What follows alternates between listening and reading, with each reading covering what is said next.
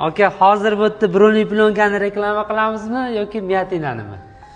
Ikkalasi ham reklama qilsa bo'ladi, lekin основном Miatinada. Gap yo'q lekin. Chunki Miatina Bruni plonkadan qiyinroq, aka. Sложный deb o'ylaysiz. Miatina to'g'rilash, без покраска. Bu san'at. Lekin har bitta ishi o'zini tonkisti bor. To'ppa-to'g'ri, Miatina bo'lgan mashina bilan yurishlik hech qaysi haydovchini orzusi emas. Shunaqa. Lekin Bruni plonka bilan yurishlik hamma haydovchining orzusi, tushunyapsizmi? Xullas, Gelenwagen mashinamizni mana shu yerda bitta bilan Abdushi taq etib urganday pachoq bo'lgan. Zo'r pachoq bo'lgan edi. Aynan mana shu figurasini, mana shu avalnistini zo'r chiqarganman deb aytayaptilar Ma'mur akam. Rostdan zo'r chiqarganmisiz? O'z rezultatni Panar qo'yib ko'ramizmi, ko'rsatuvramizmi xalqqa? Liboy sложности, xudo xolasa 16 yillik tajribadan kelib chiqib turib, chiroyli qilib bitirib beradilar.